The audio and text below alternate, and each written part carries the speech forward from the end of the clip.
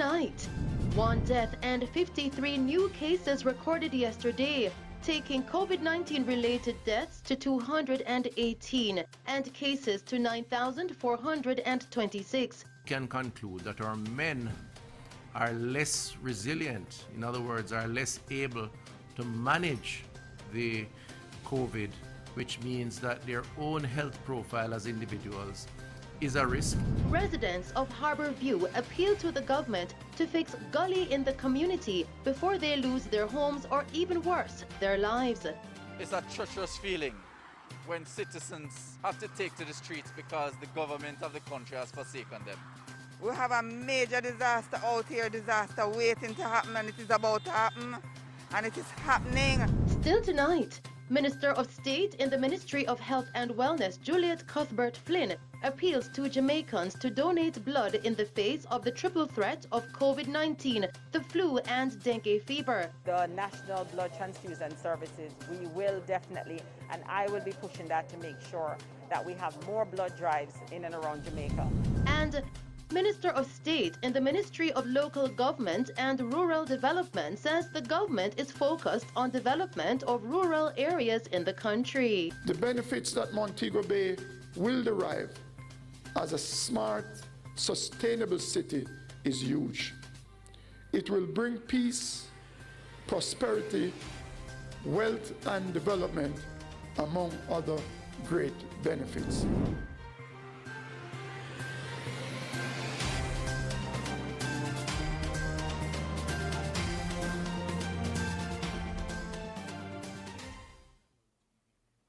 Good evening. Jamaica recorded one COVID-19 related death and 53 new cases yesterday. According to the Ministry of Health and Wellness, the deceased is a 45-year-old female from Trelawney. As such, Jamaica has now recorded 218 deaths from the coronavirus COVID-19.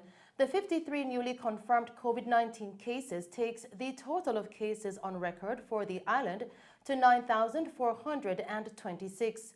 Recoveries increased by 56, taking total recoveries to 4,801. Of note, another death recorded yesterday is being investigated. The island also recorded another coincidental death related to a case that was previously under investigation. Now, of the newly confirmed cases, 30 are females and 23 are males, ranging in age from 8 to 80 years. The cases were recorded in St. James with 15. Kingston and St. Andrew recorded 8 cases. St. Anne recorded 7. Hanover, 6. Trelawney recorded 5 cases. St. Catherine and Westmoreland recorded 4 cases each. Manchester recorded 2 cases, while Clarendon and St. Elizabeth recorded 1 case each. There are 18 moderately ill and 6 critically ill patients among the 4,281 active cases now under observation in Jamaica. Now, during the ministry's digital press conference yesterday, Chief Medical Officer, CMO in the Ministry of Health, Dr. Jacqueline Bisaser McKenzie, outlined that cases are lessening in some parishes. Okay, this map gives you a closer look at the communities, the active cases by communities.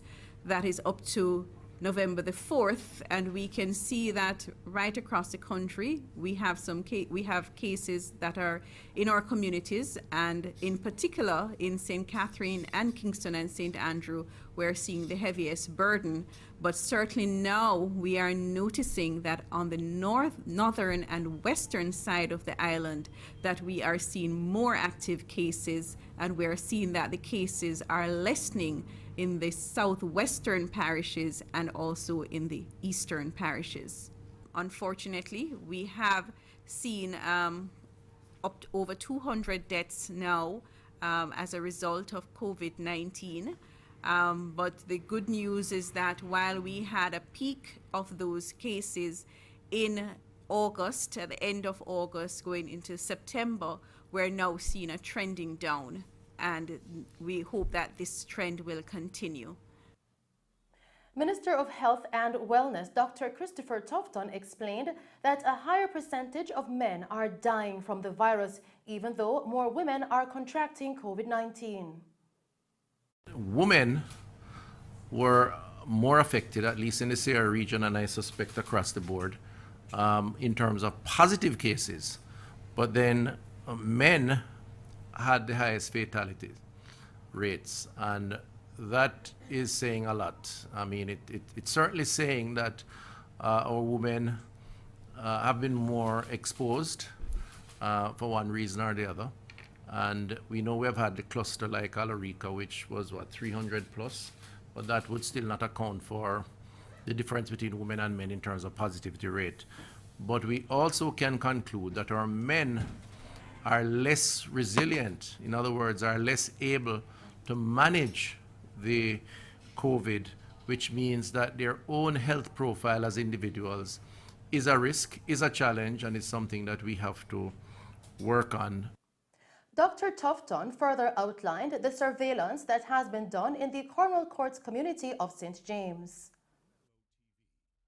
Cornwall Courts in St. James, I visited last week. Some 1,149 premises have been visited to date, with 1,836 persons reached, 167 entities inspected, with 51% found to be unsatisfactory, and I am assuming that this 167 are public premises with business places, 51% found to be unsatisfactory. And we continue to encourage entities that deal with the public to put in place the systems that represents the protocol, the hand washing stations, sanitization stations, the mask wearing for entering, the consistent cleaning.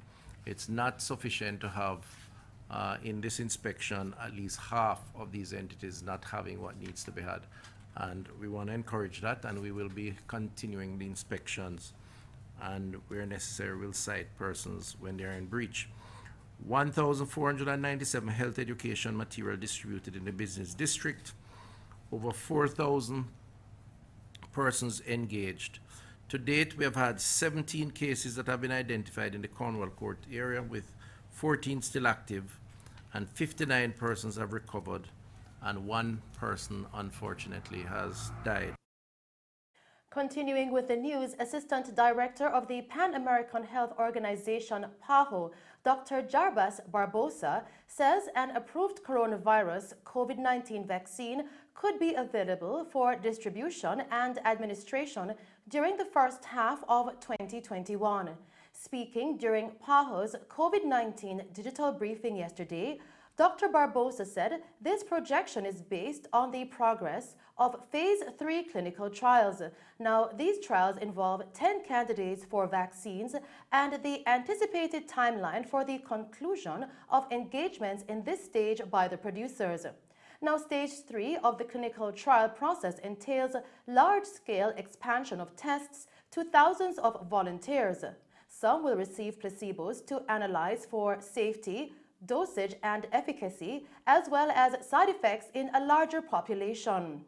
Barbosa advised that concluding engagements for the 10 candidates are expected to span the remainder of 2020 into early 2021. He noted, however, that other potential factors, such as the suspension of a vaccine's administration during clinical trials due to safety concerns, or to identify a larger number of volunteers, could figure into the process and impact the targeted readiness timeline. Additionally, Barbosa said vaccines will be assessed by national regulatory authorities. He also emphasized the need for countries to institute a post-marketing vaccine surveillance system to track the outcomes of the vaccine administration process. In other news tonight, residents of Harborview are appealing with the government to fix a gully in the community before residents lose their homes or, even worse, their lives. More on this story. Residents of Harborview took to the streets earlier today to protest what they say is a total disregard by the government to fix a gully on Harborview Drive that put residents' home at risk of being destroyed or eventually washed away into the gully.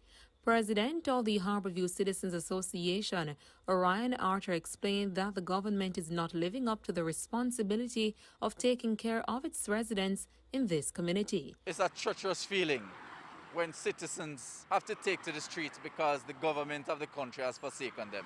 Why is it that citizens have to take to the streets to get some attention when their lives are threatened? It is a duty of the government to protect its citizens, and this is not happening. They are running from the issues. We have been going through this for 6 years. Prior to the implementation of the project, we told them what the risks were. We have come to see these risks now come to fruition because nobody's listening. Everybody wants to do their own thing.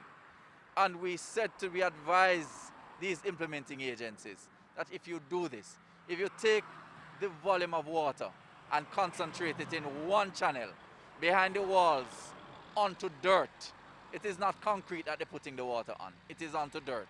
It is going to create erosion. And if you look to the hills, what the government at that time did was to do a risk mitigation project in that because of the soil content, they created channels. They harvest the water at the top and put them into tributaries coming down and channel them into one channel behind here in order for it to go to the sea. The problem is that the idea of the project is a good one. The implementation is faulty. Mr. Archer further explained that even with the mediation with all agencies involved in the project, a solution is yet to be materialized to fix this issue. We have met with all of these agencies individually. We have had a mediation lasting a year and a half with the public defender. The public defender had all of these agencies together doing mediation to come up with a solution. And at the end of it, when we brought all our facts and our documentations to the meeting, the last meeting that they did is that they brought their lawyer on the citizens who were trying to say, let us find a solution to this problem.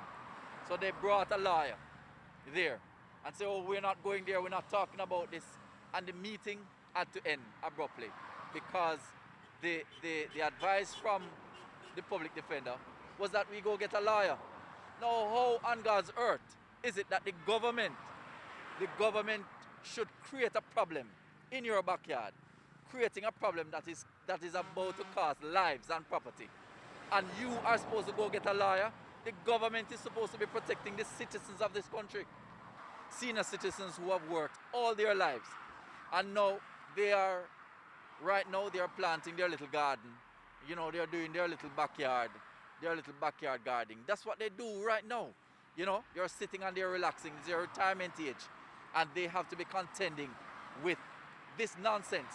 MP Paulwell has been doing some lobbying. He has committed $2 million to the project.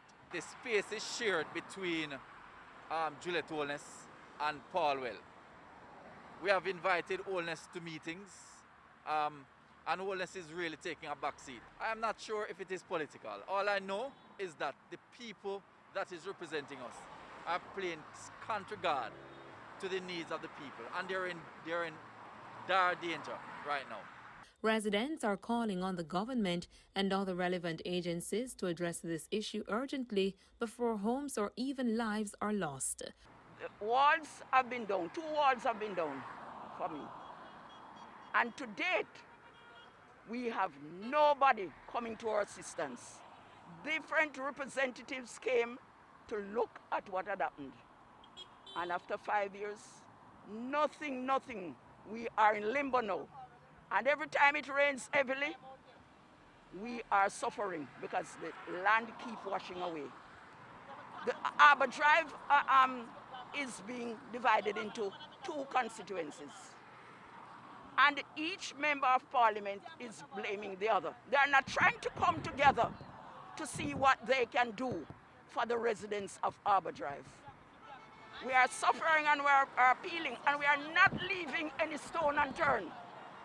At my age, I decided to be another nanny because it must be fixed, because our properties are in further danger and our lives are also in danger because one of the properties is just perching on the bank, while the other one, a big section of the land has been washed away. I'm a resident here in Harborview, and I'm very frustrated this morning, and I'm out here supporting my neighbors because this gully at the back of Harbor Drive is now a big threat to lives and property, and the government, the authorities need to come out to Harborview now and see what's happening out here. We have a major disaster out here, disaster waiting to happen, and it is about to happen, and it is happening. Please don't wait until lives and property are lost before I run come out here. Harborview need help right now. And they need to come out here, come see what's going on in Harborview. Reporting for Mello TV News, I'm Colleen May. In news from the capital, a man has been charged with the murder of 29-year-old Tafari Miller, a laborer of Windward Road in Kingston. Here is Nathesha Johnson with more on this story. 36-year-old Lionel Davison, otherwise called Face, of High Slope Avenue, Kingston 2, has been charged with the murder of 29-year-old Tafari Miller, otherwise called Popcorn, a laborer of Windward Road, Kingston. Reports from the Elliston Road Police are about 7:40 p.m. on Thursday, April 2nd, 2020. Davison and Miller allegedly had an argument which turned into a fight. Davison reportedly stabbed Miller and then escaped. The police were summoned and Miller was taken to hospital where he was pronounced dead. An investigation was launched and Davison was subsequently arrested. Davison, who was previously deported to Jamaica, was charged on November 4th. His court date is being finalized. I am Nathesha Johnson, reporting for Mello TV News. Still making news tonight, 46 wards of the state recently received tablets to assist with their schooling under a partnership between the Transformation Implementation Unit, TIU, and the Child Protection and Family Services Agency, CPFSA. The tablets were provided under a joint project which seeks to improve the information and communication technology infrastructure at the CPFSA to better serve the needs of vulnerable children and their families. Now, the tablets were presented to children in state care who were successful in 4 or more 2019 to 2020 Caribbean Secondary Education Certificate (CSEC) and Caribbean Advanced Proficiency (CAPE) subjects. 38 recipients were successful in CSEC subjects and 8 in CAPE. Now more than half of the CSEC students received passes in 7 or more subjects, with the top performer passing 10 CSEC subjects. Among the recipients of the tablets were students entering 6th form, as well as students matriculating to various tertiary institutions. Now, these institutions include the University of the West Indies, Caribbean Maritime University, and the University of Technology. Continuing with the news tonight, Minister of State in the Ministry of Health and Wellness, Juliet Cuthbert-Flynn, is appealing to Jamaicans to donate blood as we are faced with the triple threat of COVID-19, the flu and dengue fever. Here is Ophelia Miller with more on this story. Minister of State in the Ministry of Health and Wellness Juliet Cuthbert-Flynn officially opened a blood drive today that was organised by the National Blood Transfusion Services and the Massey United Insurance Company. In her remarks, Mrs. Cuthbert-Flynn explained that the triple threat of COVID-19, flu and dengue, Jamaica is even more dependent on donors to assist with providing blood and blood products to patients. We have a pandemic, COVID-19 pandemic going on. We have dengue, which is always with us, and we also have a number of persons from time to time needing blood. We have mothers, pregnant mothers, patients with leukemia, cancer patients. We have a number of different patients needing blood at varying times in Jamaica. And we are very pleased at the ministry here and for Massey United to have this event this morning so that persons bringing awareness to persons in Jamaica to show the importance of giving blood. The state minister also urged Jamaicans to donate more often. You know, it's not a big culture for us here in Jamaica to donate blood. And I want Jamaicans to possibly understand the importance of this, because we don't want to just have donations only when there is a crisis happening, like COVID-19 and when the dengue season is upon us, because patients are always needing blood in our hospitals. And so I'm going to urge Jamaicans to, donate more often. You can donate, I believe, every 3 months, right? You can donate every 3 months and, once you can. And I also believe at the blood bank, they will test you to make sure. Quite a number of persons may believe that they're anemic or they have different things happening to them. But that testing will happen to make sure that you are okay and that you can donate blood. So I urge every Jamaican to try to make this a part of their lives, to donate this life-saving blood to their fellow Jamaicans. Mrs. Cuthbert Flynn assured that this will not be a one-off situation. I would hope that this will not be a one-off. This is something that is critical to our fellow Jamaicans and persons who need blood. And so no, the National Blood Transfusion Services, we will definitely, and I will be pushing that to make sure that we have more blood drives in and around Jamaica. What is preventing a lot of that from happening, as you know, COVID-19, we want to definitely continue blood drives in schools especially, and to go right across Jamaica to make sure we're doing these blood drives. And so no, this is definitely not a one-off that through the National Blood Transfusion Services, no. Massey United Insurance Company Jamaica branch manager Winsome Gibbs says it was important for the company to come out at this time to play their part in helping to save lives. As a company, Massey recognized that we had this need, especially not just because of the pandemic, but it's something that we need all the time. And so we felt that it was important at this time that we play our part in hosting, coming together with the National Blood Transfusion Service to see how we could get a few of our people together to come out today despite the weather, and I know the weather will be kind to us today, so that we can get some well-needed blood so that we can help to save some lives. Massey is a regional company out of Barbados. Our head office is in Barbados with parent company in Trinidad. So we're fairly new to the Jamaican community, but of course we want to ensure that we play our part as we integrate Massey United into Jamaica. I'm Ophelia Mello, reporting for Mello TV News.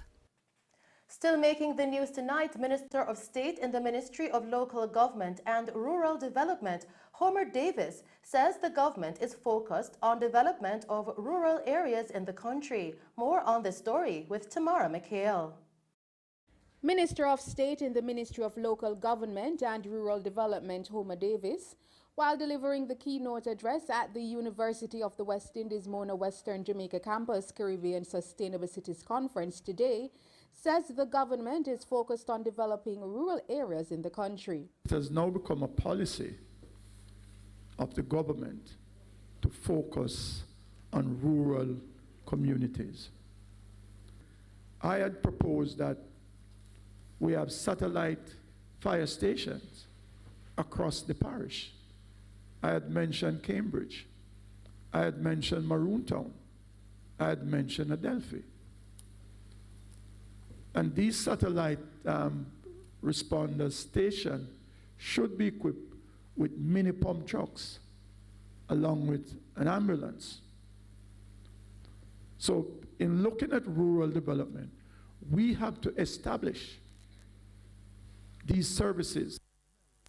Persons can feel comfortable that, for example, if their home should caught fire, instead of the whole building engulfed, probably they might lose the kitchen if there was a responder close enough to respond. So I'm saying I think it is the right direction, and as a rural man myself, Mr. Sweeney, I know when you grow up in the rural parts of Jamaica, you are more rounded, you are more disciplined. Mr. Davis said further, in securing the future of a smart city that's on the rise, the local government is the driver of community, city, and rural development. Efforts must be made to get our citizens educated and trained as we push the agenda of empowerment. This conference has brought together urban and rural planners, environmentalists, academics, researchers, policymakers, and students to critically reflect on the Caribbean's attainment SDG 11. And as we approach the year 2030, we must understand that time is of the essence. Through the development approval process, the local authorities are critical to the sustainable expansion of building environment and the economic activities, including employment, that it brings, from hotels to attractions, to plazas, healthcare facilities, and a range of other businesses. Local government is in fact the driver of community, town, city, and rural development. The state minister also outlined the future of Montego Bay becoming a smart city. The benefits that Montego Bay will derive as a smart, sustainable city is huge. It will bring peace, prosperity, wealth, and development, among other great benefits. Montego Bay has made significant strides towards becoming the Caribbean's first smart city, which will give unprecedented support to public health and safety, crime control, traffic management, water and wastewater management, and coastal management.